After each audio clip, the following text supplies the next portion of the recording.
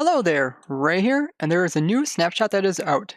This is 18W30A, and with this one comes a lot of technical changes that will impact your survival world. They added this really handy dandy search bar at the very top, so you can type in like world, you can see all the different worlds that start with the word world in the very top of the list. This is a really handy feature for those who have a lot of worlds, and I oftentimes can't find a world, but now you just have to be able to remember what the name is.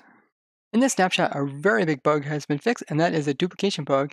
And this is one that was reported by one of the Protect members, Theo, and he actually came up with a couple of solutions for this. And what this bug would actually do is allow you to duplicate blocks over top of chunk borders. It could also duplicate items or chunk borders with hoppers as well. And he's been working on this very hard to try to come up with solutions and allow it so that the Mojang can implement these solutions into the game. This bug also caused different types of corruption that would occur over top of chunk borders. Chests near the border would sometimes lose the contents of the chest when upgrading from 1.12 to 1.13. They have removed this. They changed the way that pistons will update when retracting. As you can see here, when it retracts this, it's able to pick up this other one before the power comes down there and pulses it.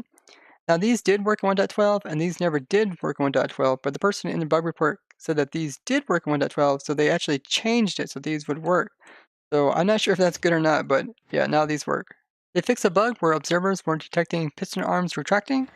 They fixed a bug where observers were getting updated from blocks that are moving from them too late. They changed back the detection area in which villagers have to search to find a door. So this should make it so that old 1.12 iron farms still work in 1.13. They fixed a bug that we talked about in a previous video where if a zombie would happen to pick up items, then be converted over into a drown, then he would die, and those items would not be dropped. They fixed another annoying bug that we talked about previously, which was if trapdoors would let water out that were waterlogged, and then you would close them again, they wouldn't update the water and remove it again. They fixed the bug where if you would throw a trident and accidentally die, you would not be able to pick it up again.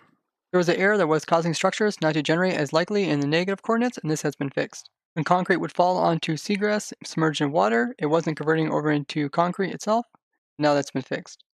Concrete beside waterlogged blocks was not updating and turning into a concrete block. Now it is. And you can see like this one here is protected by this trapdoor, so it's not going to convert, but if you'd open it, it will be able to convert over. I wonder what will happen with lava.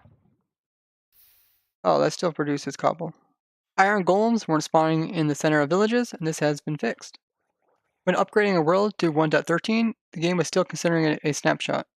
When upgrading to 1.13, some chest contents were getting rearranged.